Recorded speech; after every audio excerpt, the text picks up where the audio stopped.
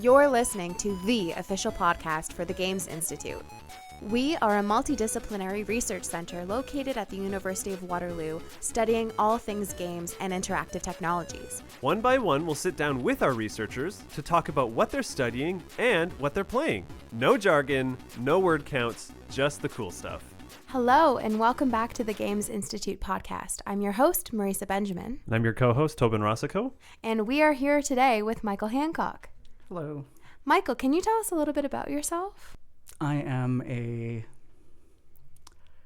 let's say, senior member in the Games Institute in the sense that I've been around since around its inception in one capacity or another. Yeah. When I was early is slightly misleading, a middle-ish PhD candidate. And would this have been 2014? Would that have been 2014?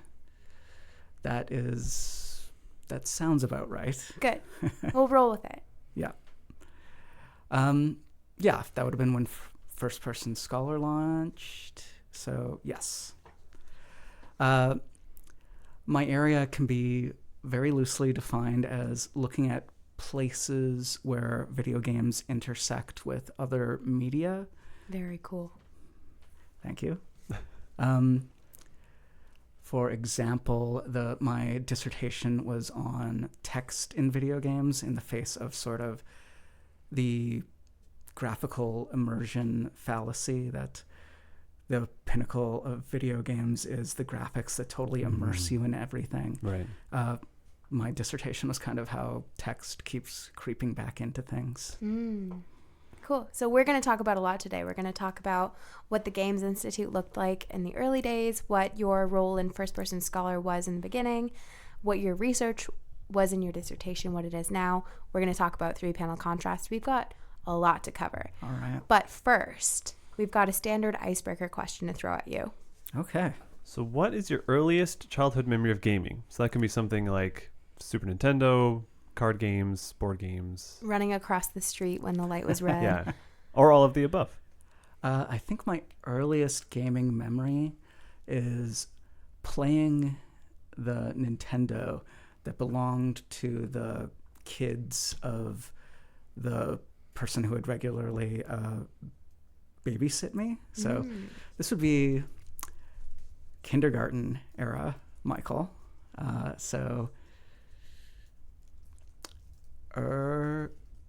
Late 80s. So we're really going back there. And I remember just it being my first exposure to video games, and they had this wide variety of things. They had shooter games and Mario and the original, NES, Donkey Kong, and just being utterly amazed, and I had to get one of my own kind of thing.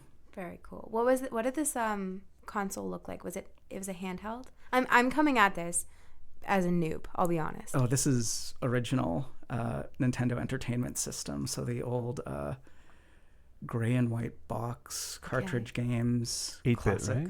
Yep. Yeah, so like Duck Hunt. Oh. Not the earliest, like not Atari era, but like I guess the second generation of game consoles. Yeah, of home consoles kind of stuff. I was just at the exhibition on the weekend, and they had this whole installation with retro arcade games. And then they also had, the latest and greatest technology right behind it. There was a esports tournament happening in the front, board games being sold in the left corner, and then right in the center there were VR demos. So it was really cool to see all of these worlds colliding. A then and now and now and then kind of thing. Yeah, and so I was playing a couple of those. Are we allowed to call them retro? Do I have your permission to call them retro? You have my permission to call them. I was playing some of those retro games. They were really, really fun. And I got to say, sometimes more addictive than, VR, maybe. Yeah. Okay. Ooh. Okay, so your bio that I read told me that your dissertation was on the history of textual representation in games, which you mentioned. Yep. But can you talk about what you did in your PhD research? Sure. My PhD research was based on this concept that was popular at the time. I haven't quite stayed up to date with it. Media archaeology and variantology.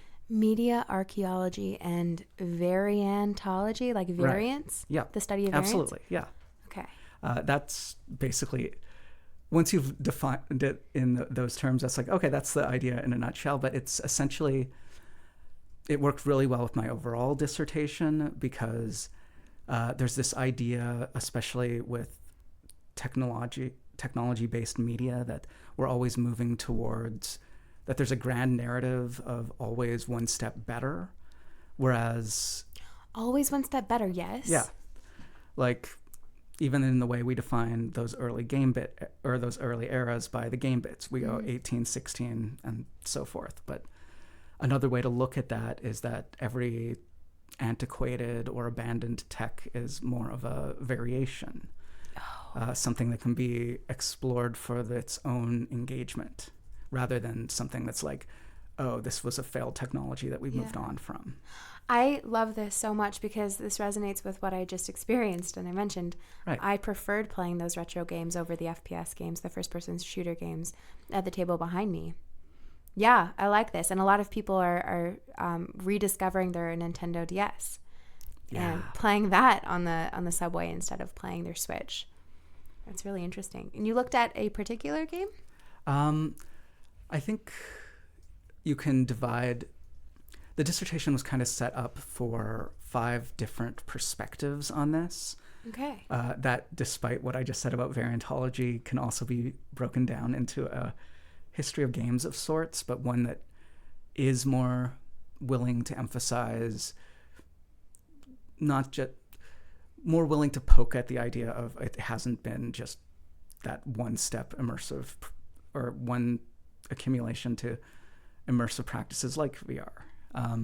The first chapter looked at the instruction manual and how it kind of shapes our concept of what a player is.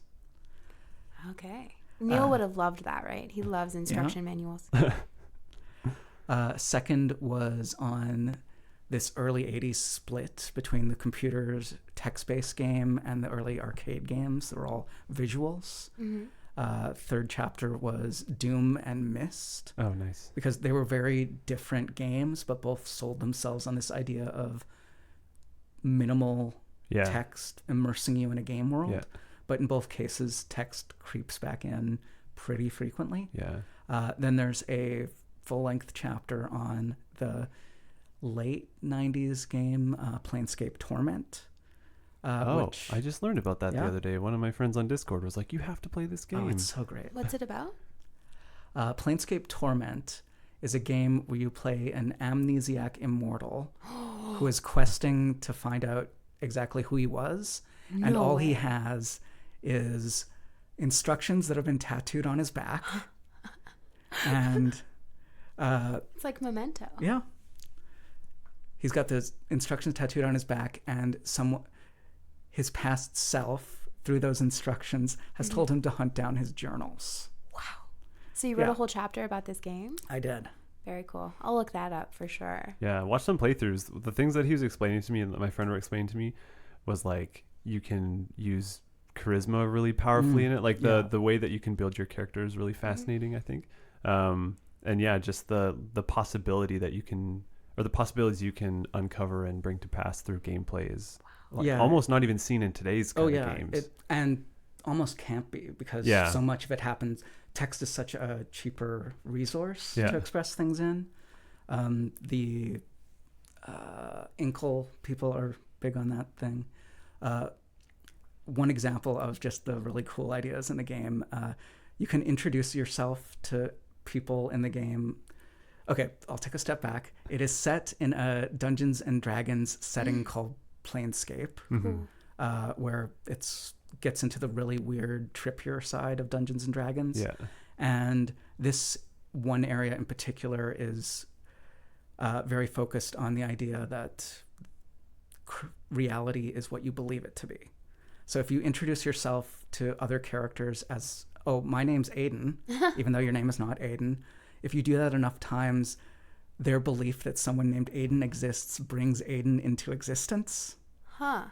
Yeah. Oh, this is so cool. So speech presented to us from text creates the image of this character. Dissertation. And then the last chapter was on the representation of books within video games. Oh, you could do so much with that. Oh, yeah. What do you have an example of which game you talked about? I talked a lot about the original Ni no Kuni. Oh, fascinating. Because the original version of that I think it was the DS, before the 3DS's time, the original version of that, it came with a physical spell book. They would have to consult in order to, okay, this is the pattern I need to draw on my screen to make the spell happen. Then they adapted it into the PlayStation version, and the manual was put into the game because it was too expensive to include it with every single one. So it's like what happens when you take this physical object and turn it into something that's more gamified. Oh, that's great. Yeah. Did you ever talk about stuff like Oblivion and Skyrim and how you interact with those books? A little, especially in terms of, I found one of the designers in that game talks about how the series does so much in terms of abstraction that it abstracts. It's not literally you are traveling. If you break it down, it's not literally the number of people you would need to generate a town. Right. It's not literally the distance between spaces. And I essentially argued that the same could be applied to the books, that it abstracts our sense of reading a book by providing basically a short story that stands in for this idea that you've got this massive tome that you're leafing through.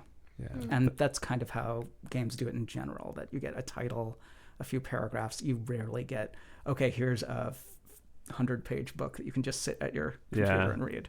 I think it's funny how The Witcher handles that, The Witcher 3, where you'll pick up a scroll and you'll read it, but it'll be in like fancy kind of contemporary fonts. It's not the scrolly type of stuff like the Elder Scrolls games. And usually, it's like, you might have to scroll down a little bit, but most often it's kind of, you can read it all in one paragraph and then that's it. Yeah. There's another idea that comes up very frequently in video games is the idea that books are something to be absorbed.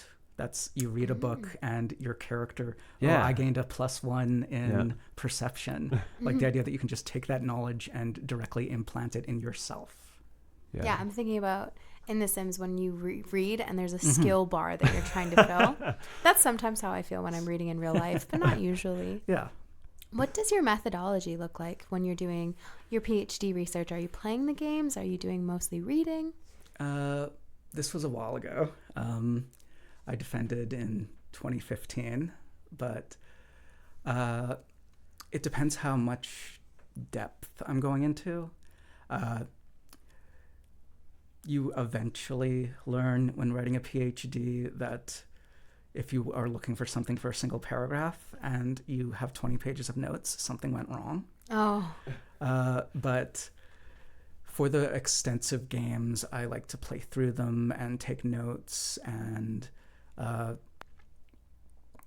code essentially what relates to the themes that I'm looking for. And I mean, that's a very ongoing process that you realize what themes you want while you're playing. It's actually really, I mean, I'm sure you both know this, that it's very hard when it comes to researching video games because Planescape is like 40 plus hours, for example. And like, I need to play through this multiple times to get all the endings. And also I'm transcribing things while I go along. So that doubles the time. And it sounds, it's a lot more time investment than reading a book would be. We talked about that a lot in game studies with Neil, was how much do you have to play? Can you play the introduction and get a sense of the controls, or do you have to play it more than once too? Yeah. Do you have to play the entire game 5 times? Do you have to watch other people playing? Did you play the playthrough? Did you have to do it multiple times?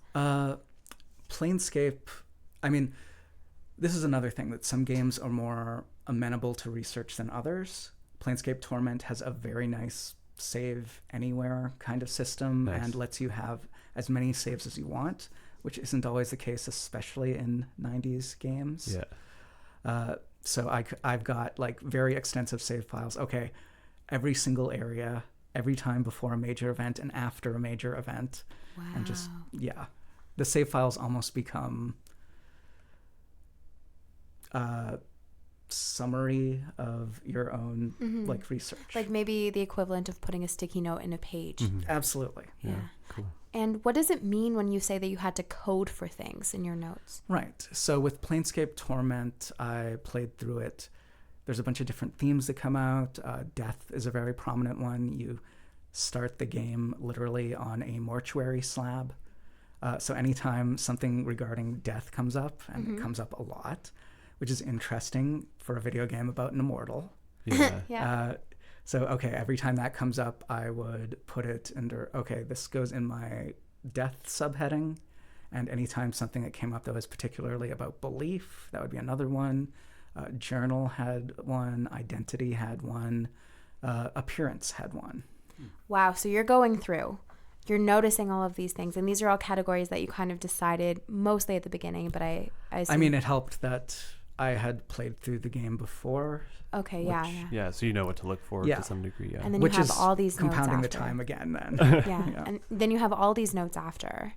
And you look at them, and as you said, sometimes there could be 20 pages of notes for one thing that you want to write a paragraph on. Right. There's a lot of people who don't understand how much goes into doing a close reading of a game and what that process looks like, because, close reading of a text, you can kind of understand intuitively that you're reading a book and you're trying to understand the themes, but then how that translates to a game looks different.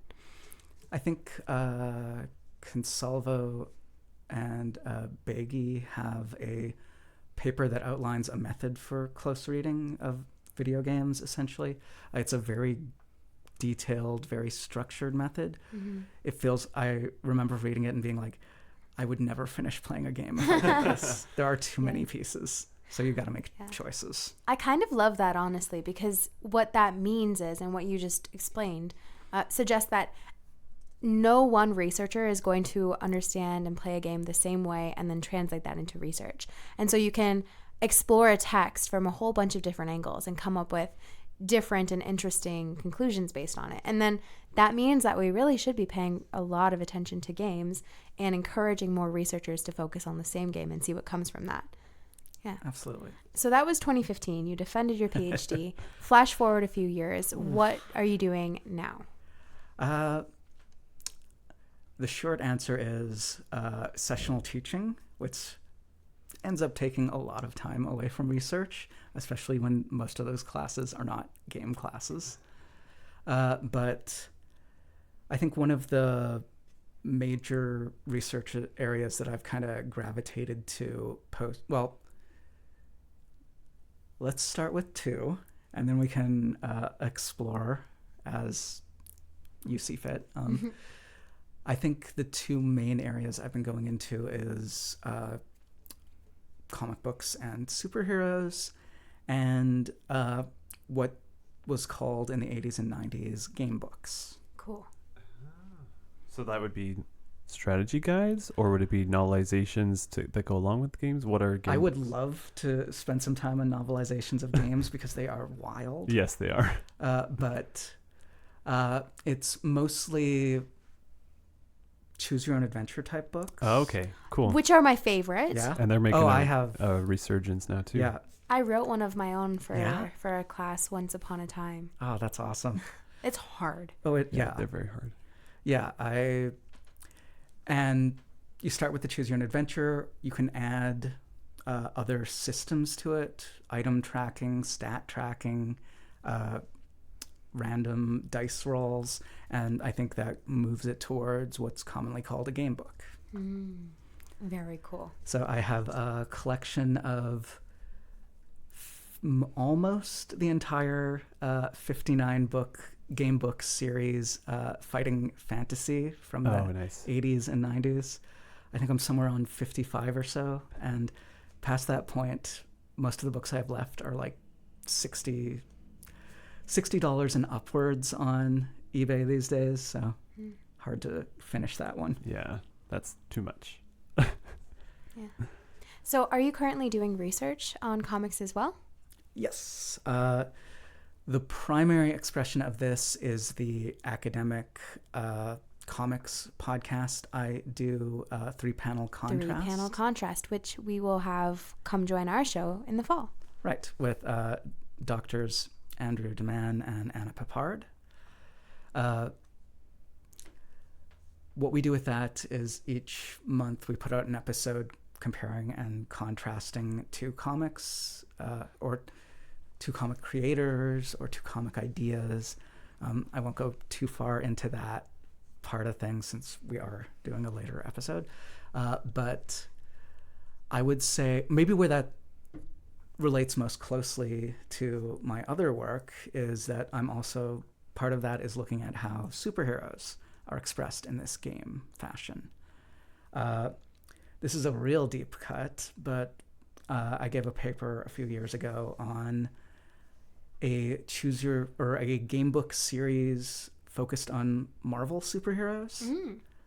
And the really interesting, I mean, if you're familiar with choose your own adventure books, they generally present a very blank slate character, so that anyone could imagine themselves making those choices. Right.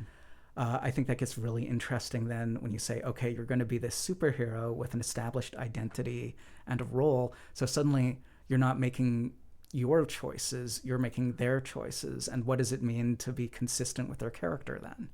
Did you find that in those examples, the choices they presented were limited to fit the pre-established character? And they didn't have the kind of freedom? There's got to be some limit whenever you're doing the game book because you can't put every choice in.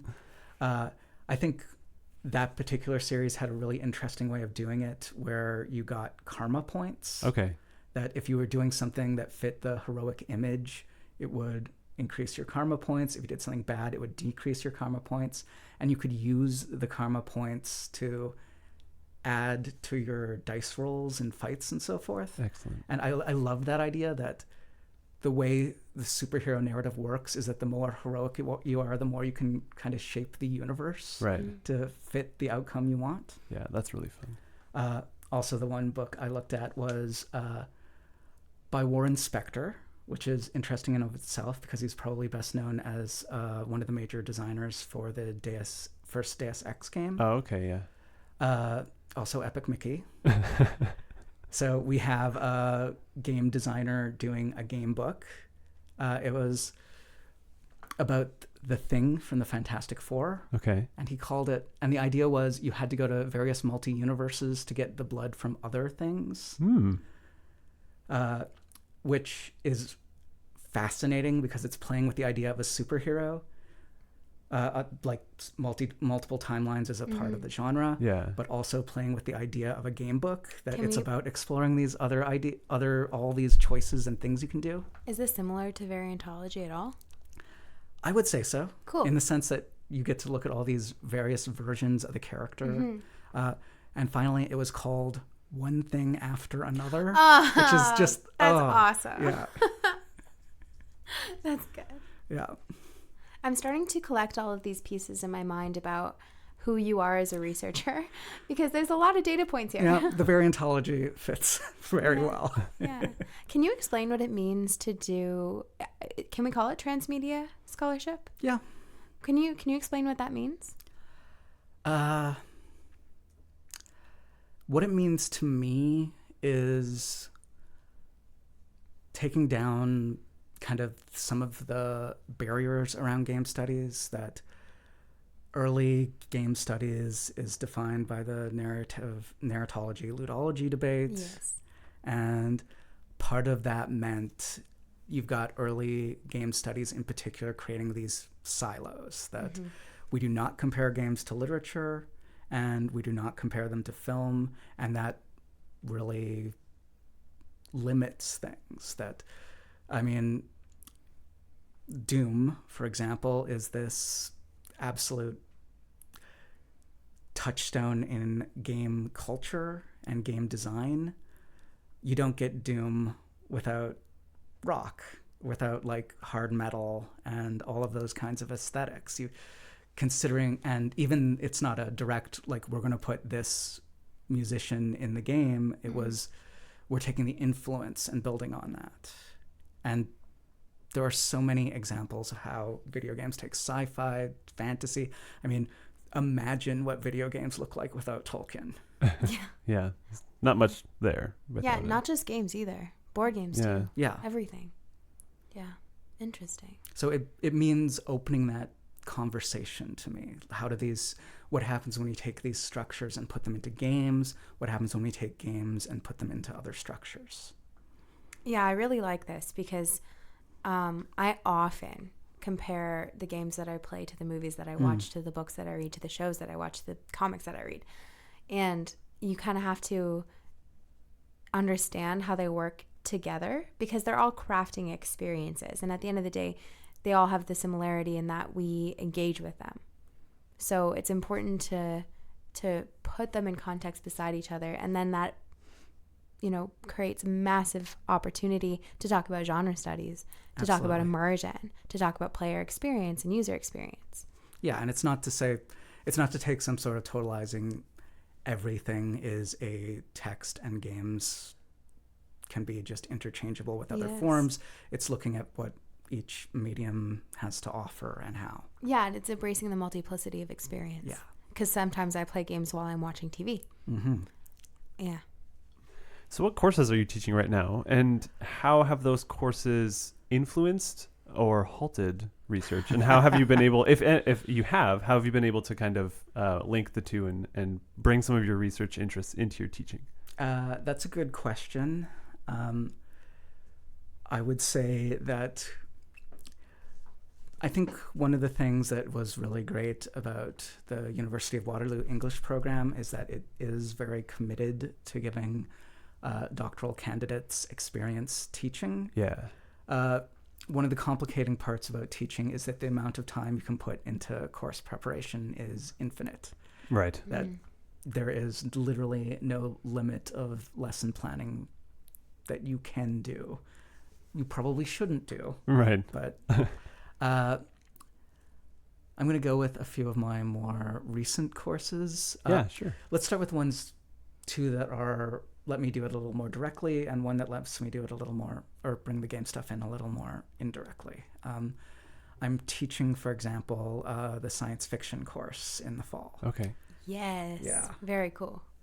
And I think how I'm going to end the course is a week on games and science fiction. And once you start teaching games, like that creates just endless complications because, as we said, like games are very time intensive. Mm-hmm. There's a whole level of familiarity that you need something that engages all of your students, but you can't guarantee that they all play a lot of games. Mm-hmm. Yeah. So I wouldn't choose a shooter video game. I wouldn't choose something that requires a game console. I think I'm going to wind up picking Inkle's 80 Days. Okay. Which is, as far as intersections go, a adaptation of Jules Verne's Around the World in 80 Days, but kind of a steampunk version of it. That's great. Yeah, so we can use that as sort of the groundwork. Okay, what does it mean to play these sci-fi ideas rather than to read about them or watch them? Maybe, likewise, I've taught the department's Harry Potter course a lot. We take a week in that as well to talk about media adaptations of Harry Potter that go beyond the books or film, mostly fan-oriented stuff. One of the things I do with my students is that we play a version of Werewolf. Oh boy. That's Harry Potter themed. Wait. What is this? Because I don't know if you know this, but we have every episode it's brought up. Every episode. I know. I feel like, what's it called? Like we're waiting just how long it takes to mention werewolf. This is awesome. We're obsessed with werewolf around the Institute. Uh-huh. Tobin isn't. What is this Harry Potter adaptation called? I wish I had. This is not mine. It's a skin that I found online for werewolf. Well, it's probably called Lupin or something like that, right? Yes. Yeah, probably. Yeah. So it. I didn't get a chance to play it the last time I taught the course, so it's been a little while. But essentially, the idea is that, I mean, I don't think I need to give a 101 on werewolf. No. There's variations of werewolf that really get, let's give everyone a special role kind of thing. Mm-hmm. And it's kind of skinning that for Harry Potter themed things. Can I guess what the werewolf is? Is it who catch the Death Eaters? Yeah. Yeah, the Death Eaters, and it works really well with the lore that, okay, the Death Eaters are taking these polymorph or polyjuice potions. So everyone gets assigned a role, and some of them have special powers. I think Hagrid's is a friendly fire sort of thing, that if he gets accused of being the Death Eater, his power is that he takes one person down with him, that he's just kind of flailing around. I want to play this so badly. I have actual goosebumps. There's Harry Potter that, I mean, in many versions of Werewolf, you don't say what characters you're playing, which creates some limitations in the classroom. But the rule for Harry is that if he gets chosen as a Death Eater, then he can reveal himself, and then it just sort of cancels out the choosing. The idea is Harry can never be a Death Eater. Nice. But then the Death Eaters get a bonus if they kill Harry. So he's got, he's marked from that point.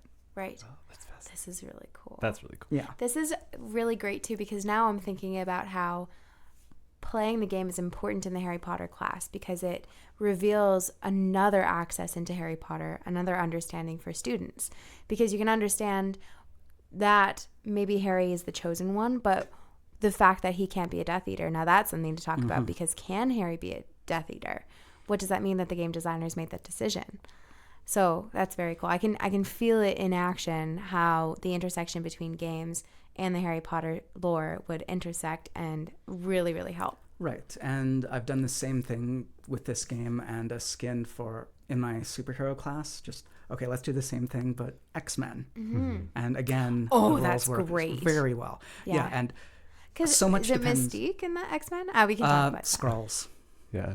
So we can have multiple. that. Right. Yeah. Okay. But it all depends on how well it depends a lot on student engagement. And without getting too much into comics, one of my students really got into the Phoenix character, whose thing is, after she is killed, she can burst out.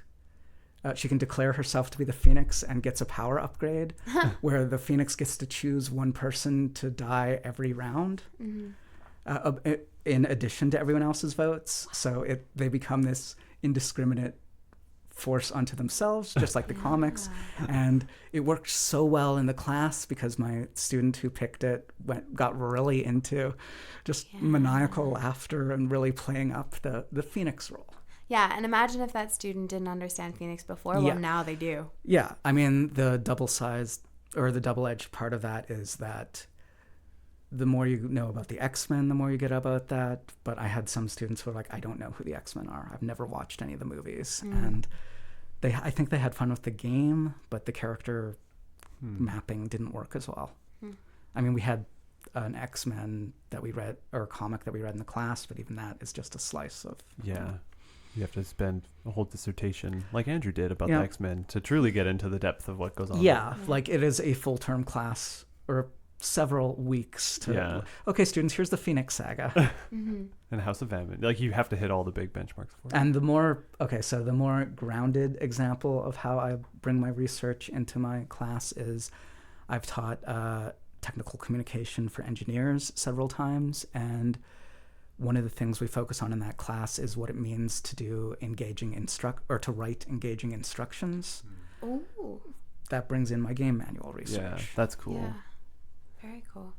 I want to talk about what comic studies looks like and how you go from being a game studies scholar to now incorporating comics. Because I think you were mentioning in one of your episodes of 3-Panel Contrast, maybe it was the first episode, that you're newer to comic studies. I am. So what was that transition like for you? It was... I think it's an ongoing transition. I still feel sometimes uncomfortable, like even calling myself a comics scholar, because I don't have the same background. I didn't write the dissertation on comics that so many of my colleagues in the field have. But I think there's a very natural connection, especially between my type of game studies. I mean, when you do a dissertation on image and text interfaces, going into comics is pretty, a natural extension. Yeah. I've been pretty much a lifelong comics reader, so I could tap into a lot of that. I actually benefited a lot from the way the comprehensive exams were set up in my day, that we didn't have a digital media comprehensive exam back then. We had a multimedia exam. Ooh, that's so cool. That gave me a lot of background on image text writing and scholarship, even if it wasn't comics related specifically. Right.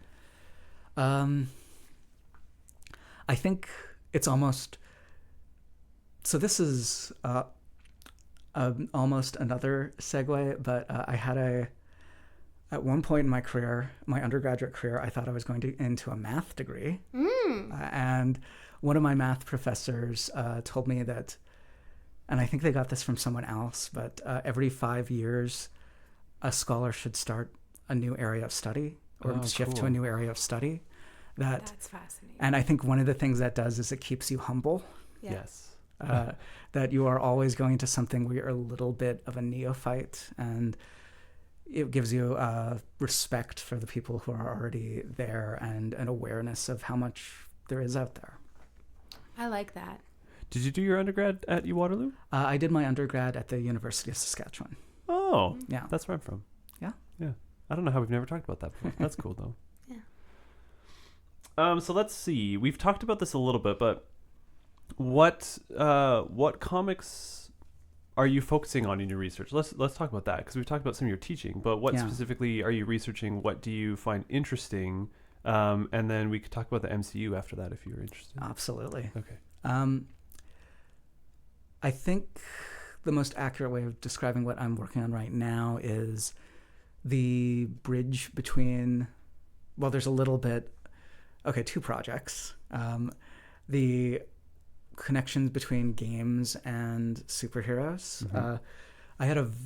I gave a very narrow scope paper, I think about last year, at the Society for Cinema and Media Studies conference on video game adaptations of 90s superhero cartoons. Oh, yes. So that X-Men, Spider-Man, actually, what kind of stuff? Ninja Turtles?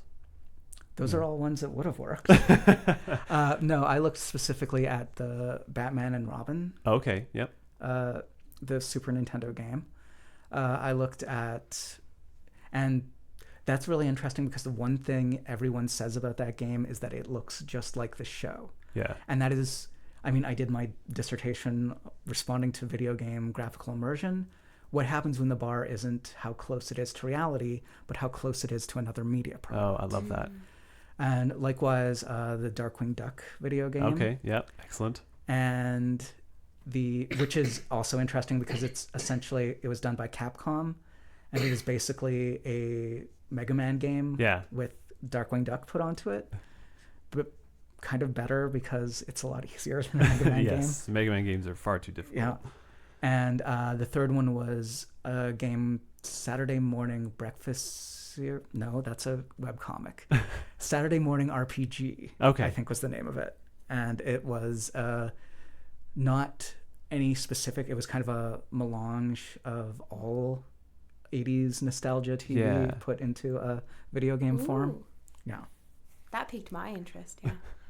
Yeah, so I looked a lot at what does it mean to take these superhero bodies, put them into cartoon contexts, and then take that cartoon and put it into a video game.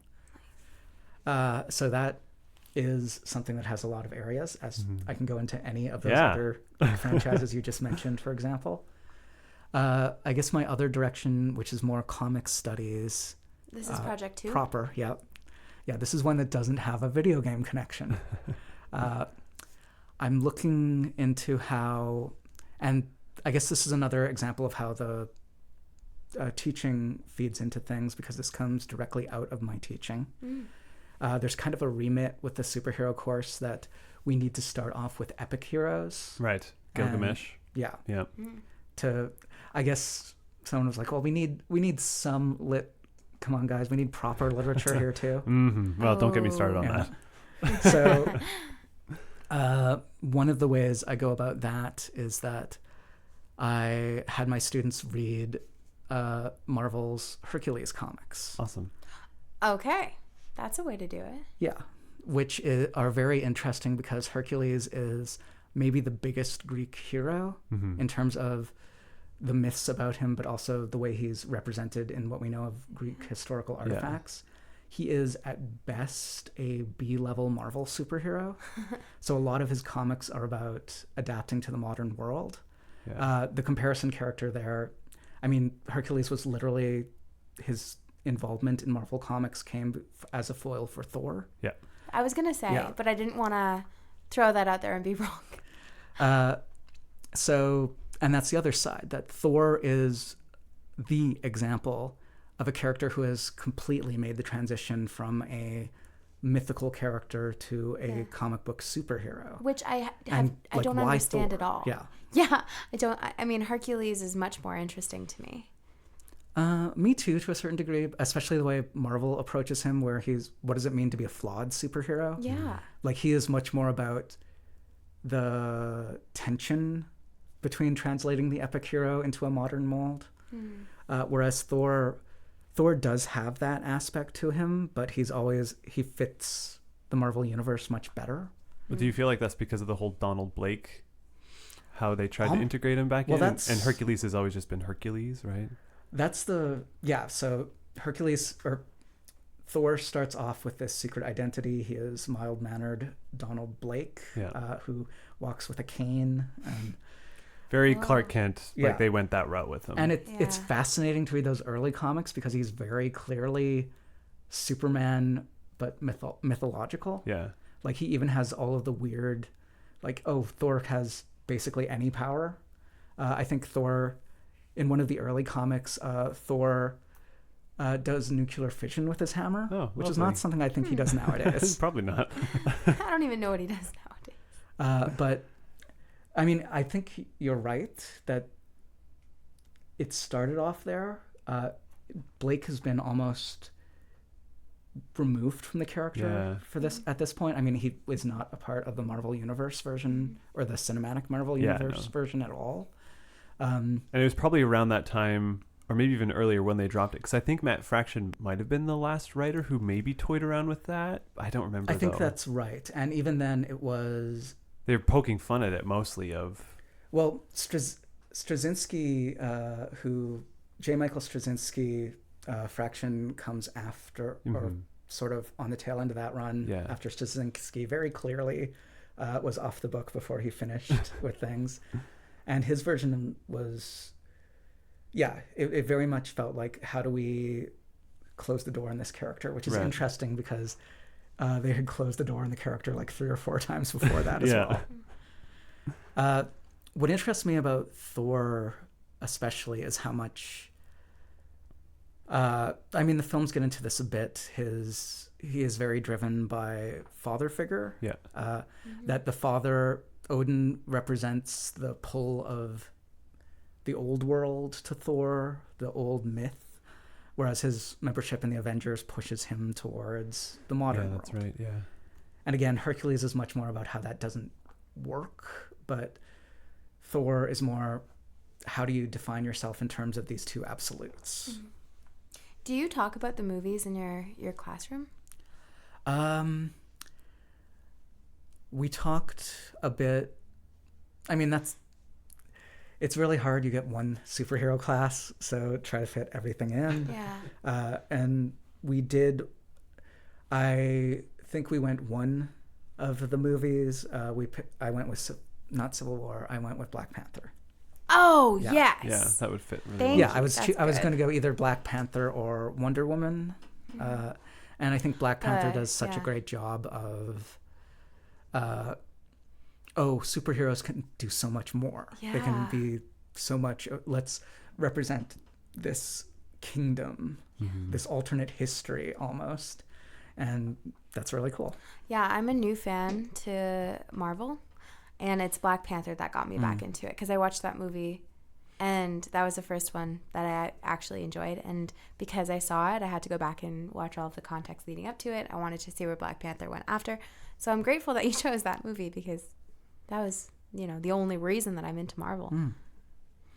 That we could talk about the cinematic universe if that's where you wanted to. Yeah, I was going to ask, knowing that you're interested in Thor, what was your response to watching like the first 2 Thor movies, which were very much kind of these high fantasy, maybe a little bit modernized, and then the shift into Thor Ragnarok, where it becomes a very different aesthetic and humor and stuff like that. Do you feel like the older 2 represent him better, or do you feel like as part of the MCU and as an adaptation that Ragnarok is kind of where they finally fit what the MCU was trying to do? I think the first 2 are fascinating in terms of the larger character, that they're much more true to his traditional portrayal, but at the same time, I think they show just how hard it is to tell Thor stories, that the mix of myth and modern. Like, the second one's all about the Dark Elves, which come out of I think it's 1980s Walter Simonson run. That's where the Malekith character first appears, and Malekith is just like maybe my favorite Thor villain. I mean, Loki's my favorite Thor villain. Loki has to be the favorite Thor villain, right? But Malekith is this wonderfully just chaotically evil character, and barely any of that transitioned onto the screen. I think they have so much trouble conveying. I mean, one of the reasons why Malekith could work so easily in the comics is that by that point you had 20 years of, okay, let's build Thor's mythology. Right.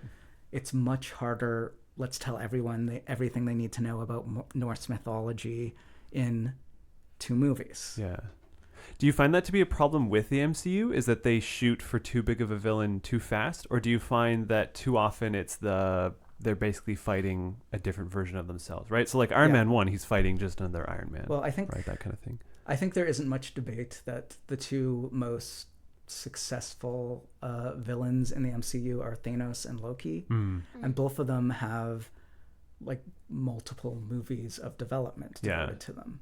So I think that shows that is the way that people, or that is the way to do villains that are more compelling to people, to basically do the same thing as your hero characters, develop them over multiple films to create this sense of menace, or who they are and why they do what they do. Yeah, that's a really good point, because that one of my biggest issues with the earlier, so it would be, I think, phase 1, phase 2 would be that like Red Skull only had that one movie, and then when he comes back, he's not really a villain anymore. And lots of, I'm trying to think even of those older movies where if you had let somebody like Whiplash develop, maybe it would have been cool. But again, it was another Iron Man clone, right? It was just kind of hitting. And the Red Skull thing is amazing, because like the one villain you decide to give a slightly hero turn is your literal Nazi. Which is just so strange. I like Thanos and Loki because I start to root for them a little bit. Like, okay, Thanos is extreme, but there's something in the way that he's developed that you don't see him anymore as just somebody who's like evil for the sake of being evil. There's a purpose underneath it that becomes a little bit more compelling as a villain that you can connect with. I have to admit, I've got a soft spot for the comic book version, whose thing is not so much to restore world balance, but because he's in love with the personification of death as a woman. So he's like Thanos, evil goth lover. Interesting. Have you seen Spider-Man Far From Home? I haven't. Okay. Well, that was where I was going to go next. It's great. As a film that sets up its villain and develops it pretty thoroughly within one film, I feel like that is another reason why that Spider-Man movie. Well, even the first one did a pretty good job with that too. Yeah, with Homecoming. Yeah, I just saw Homecoming for the first time very recently, and it did such an excellent job of setting up the Vulture. Execution a little mixed in points, but I think those films in particular like have a very strong notion of who Peter Parker is. I love the fact that all of his villains are kind of flawed father figures. To reflect Uncle Ben, and even Iron Man is kind of a flawed Uncle Ben. We see that again in Far From Home. Yeah, you'll love Far From Home. If you're picking up all those pieces already, like Far From Home is just it's so It's so good. So I wanted to bring up at some point, there's no good segue into it. Let's just take a turn. Let's talk about FPS, First Person Scholar, Right. our middle state games publication that we run out of the Games Institute. You were a part of the original conception of First Person Scholar. That's right. And so I was hoping you could talk about your role in the book reviews editorial section. Okay. First, in terms of its conception, I always want to give a shout out to our first editor-in-chief, Steve Wilcox, who his vision of what middle state publishing could and should be is really the backbone to First Person Scholar, at least in those days, I think. As from my side of things, the book review is, as a scholarly genre, a hard sell, that it doesn't get a lot of, there's not a lot of cachet to it, but I think it's absolutely essential as a means of disseminating knowledge. That it was especially the case for game studies at the time, that there were all of these books and there wasn't really a games-focused journal that devoted a large space to book reviews. There were basically 5 main game studies journals. I think there was a combined total of 10 reviews of books per year and about 100 game-related books coming out. Yeah, it's very important. And I really like, so you wrote actually an article in 2015 about what it meant that you created this book review section. Yeah, the irony that it came at nearly the end of my role as editor. But Which is it was awesome, a nice summation. because that means you can speak to your experiences with doing it, and then you can also leave a note in there about what the hope for the future would be. And what I really liked about that is you're talking about immediacy in terms of game studies publishing. Yes. So actually explain that, and then I want to jump back in with the thought I had about that. Sure. Well, the thing that the middle state part of First Person Scholar, what that means to me is that we got to fit in between games news, which moves so quickly, Yes. and academic work, which moves so slowly. And I think what you've got with game studies in particular is a tendency to really focus on a sometimes narrow subset of games, but also we're driven a bit by that constant release schedule. And one of the things I wanted to bring as a editor was a focus on older books and approaches from outside game studies as well. I think I've got a review that I wound up writing on Mimesis as make-believe and video games. That book is absolutely not about video games. I doubt very much that Kendall Walton has played video games, maybe ever. But I thought it was very useful to bring into a conversation with games. I know we have another review. I think,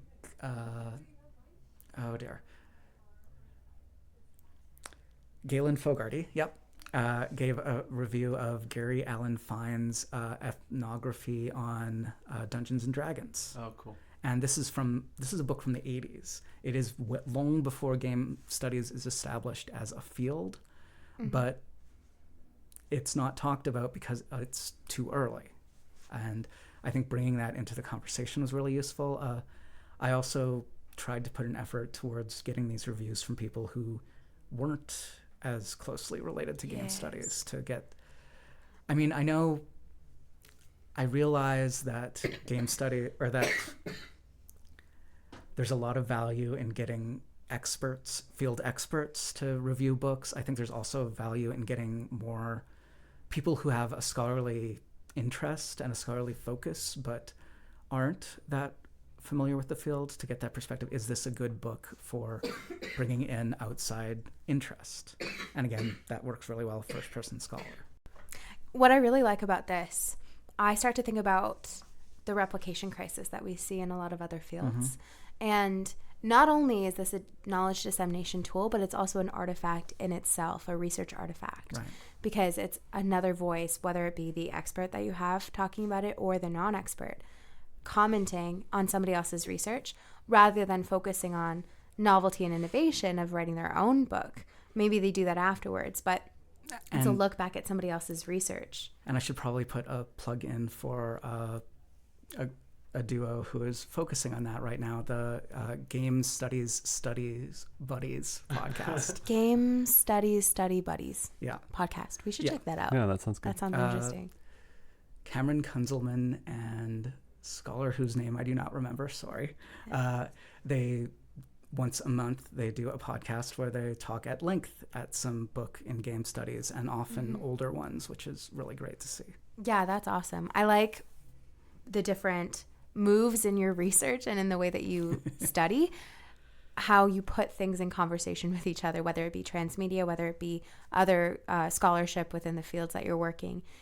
You do this 3-panel contrast so that you can sit down with other comics scholars and talk about what you've studied and speak about the comics that you're excited about. So again, that's another piece coming together. You like to put things in conversation. I do. Where do you want to go from here? That's a good question. Where do you plan on taking this research? What do you see for the next couple of years of your career?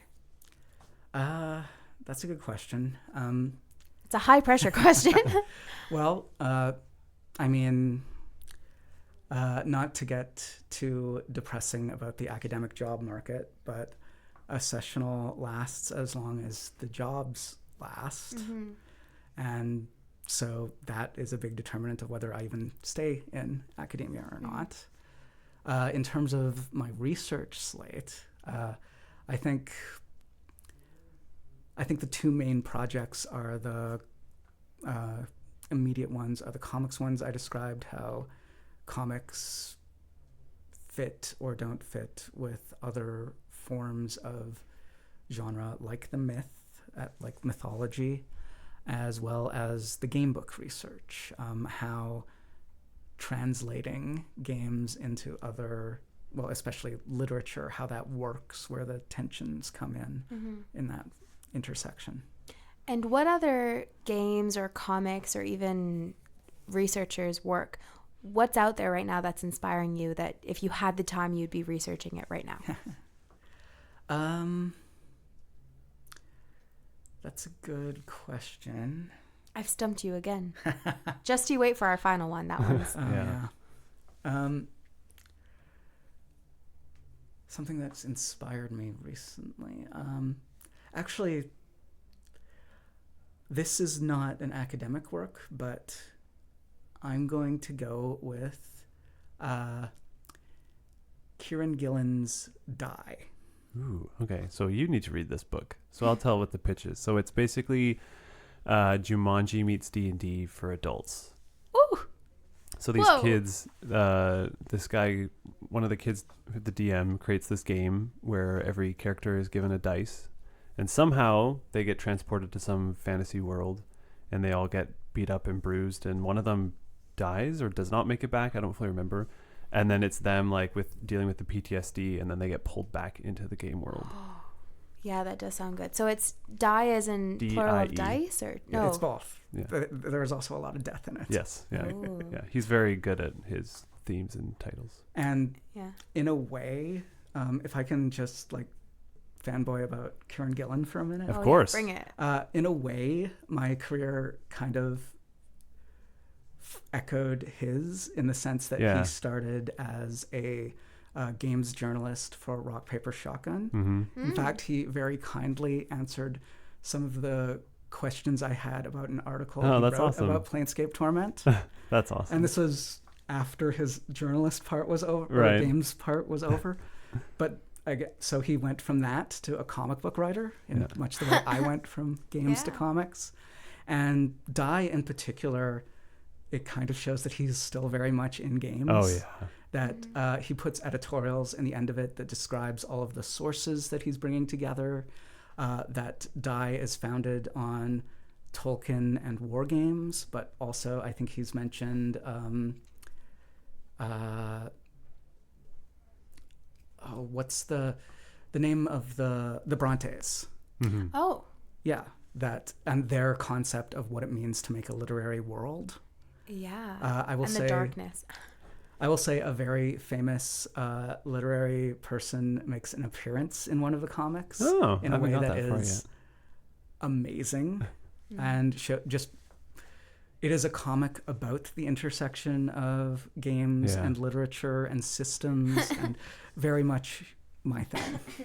Yeah, that sounds like you. Does this mean that we can maybe expect a creative work coming from you in the future? Actually, that's an interesting question because I was looking at who else you've talked to over this podcast. I think I am maybe the only one who hasn't made a game or worked in game design. The closest I've come is that I've made a tabletop module that adapts a Marvel comic into something that players can play through. Cool. What comic? The comic is a 4-issue miniseries where every issue Doctor Doom teams up with a different supervillain team. Nice. And I always thought that was interesting because it doesn't really have any of the heroes in it. Right. So it's a nice, it has this blank space where you could put a team of superheroes, which is what my version of it did. Okay, Very cool. Yeah. Maybe what you are going to do in the future is follow this path and do a combination comic game. It might be a little bit That on would the be fun. nose. I haven't figured it out yet, how to do that. But Yeah. trying. Just relaunch Comic Zone Yeah. for the Sega Genesis. Yeah. You can discuss over lunch or something one day, and I'll just be there fangirling. Okay, so I think we have made it to our final question. Tobin, do you want to fire this one? Yeah. So if you could get everyone in the world, to play one game, what would it be?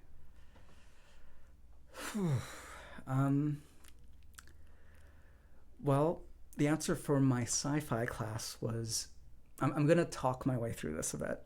The answer for my sci-fi class was 80 Days on the basis that it is something that is easily accessible on lots of platforms, even to someone who is not very familiar with games. Right. I think that it would be an absolute chief requirement. You might go non-digital entirely that way, which would make a tabletop game maybe an option, but one that is not focused on combat maybe. Although I do like video games a lot. All right, I'm going to go with Life is Strange. Oh, Ooh. fascinating. I think we've had Yeah, that I multiple think that's times. just made its second appearance. Interesting. Well, I think narrative games in general that are about making choices, even people who haven't played games can see how that works. Yeah. I think Life is Strange is kind of, let's do Telltale games but better. I really love Until Dawn too, but I think the horror focus there would be off-putting. Yeah. But I think Life is Strange is a nice coming of age story of the type that can be accessible to a large group of people. Follow-up question. Is there one comic that Oh, everybody in nice. the world should read? Or you could do like an arc or a trade or something like that. Because a single issue is Yeah. hard. Oh, Yeah. fair. Yeah. I would even let you expand it to like a full run of something. Oh, okay. You know what? No. Back up. Trade. We're going trade. All right. I'm going to give the run answer and work backwards then. Okay, sweet. So my favorite comic book run is Kieran Gillen again. Okay. Young Avengers? Funny about that. His Young Avengers, is that what you're going to say? Or no? I was trying to guess. Journey into Mystery. Yeah, that's what I figured it'd be. It's Kid Loki. Loki as a kid who has, through a very complicated set of scheming, Loki realized that everyone always assumes the worst of him, which is bad for a god of mischief and chaos. So he arranged for himself to be reborn as a child so that people would like not think the worst of him. Yeah. Then everyone thinks the worst of a little kid instead. But it's a really great series that I think explores the intersection of fantasy and superhero very well. Nice. But a more focused comic. I'm gonna go with Day Tripper. Okay. This is a comic about a Brazilian writer where kind of the twist is that every issue features a slice of his story where he dies at the end. Oh. So it's all different versions of how, if you are looking at the sum of your life from different lens, which is the one that is you. Oh. I'll also put a plug for, I think it's Ray Fawkes. Underwinter? No? Which one are you thinking of? One Soul. Oh, okay. I haven't read that one. Where the idea is that every page features, I think, 16 panels, and as of each featuring a different person. And the idea is that it's the same soul repeated over lifetimes, and every page is slightly further down that lifeline Oh, that's cool. until they die, and then that panel is just dark for Just the rest of the issue. disappears. Yeah. I get the volume. sense that you really like content and media that involves life and death and I think that's- mortality. Well, I mean, yep, Planescape Tormental. Yeah, it's pretty obvious. Yeah. No, it's. I think it connects very strongly to me with the choice aspect as well. This is ages ago, but one of my favorite Tumblrs back in the day was the Tumblr that was just the deaths from game books, like all the choose your own adventure deaths you could have. Yeah, those I are think so funny. I think it was called You Have Chosen Poorly or something like that. Yeah. Oh, I want to see if that's still kicking. So 'cause that choice sounds and great. death and yeah. Yeah. Yeah, that's really cool. Okay, so what are you playing these days? What keeps you occupied at the console? I just played through a game that manages to touch on almost all of my research interests, Elsinore, which I don't know what that is. It was released very recently by a company whose name is not coming to mind at the moment, but the idea is that it is a time-looped version of Hamlet, where you Oh, I play might have as seen this. Ophelia, and basically you play through 3 days worth of the play and try to arrange things so that the tragedies don't happen. As Ophelia? Yes. So is there descent into madness? It's characterized as not being so much a descent as something that has been forced onto her. Specifically, once you've gone around, Ophelia retains her memory of the time loop. So once you start telling a few people that you are stuck in a time loop, they start to think you are mad. Oh, that's I amazing. appreciate that because I always thought that Ophelia got the, the bad end of the stick, Yeah. whatever that phrase is. It's very much about her stance on things, and it's kind of giving agency to a character who did not have a lot of it. Yeah, I appreciate that. So that's made by Golden Glitch. Right. Cool. Anything else? I'm also playing through Fire Emblem Three Ooh, Houses. yes. All right. Well, we could do a whole nother hour about that and all the Fire Emblems previous. What elements of that are you finding that connect to research? Because there's a lot of text in that game. Yeah, I very much like the way it's essentially it's essentially a marriage of the tactic game and the dating sim. Dating sim, yeah. Yeah. Yeah, no, you would love this latest one. You're basically at Hogwarts and you're a professor and you have to recruit students into your army, and you do that by like going on dates. I don't know if you go on dates, but you like have tea parties with them. And Yeah, I think it avoids the dating the part official because you are a dating. professor Yeah. and they are students. Yeah. But it's basically the same thing, that you invite them out to tea and your bonds grow. And yeah, you train with that's them pretty and cool. stuff. yeah. Yeah. I like that. So I see here the choice coming out Yeah. again in what you enjoy to play. Does your research inform the way that you play games?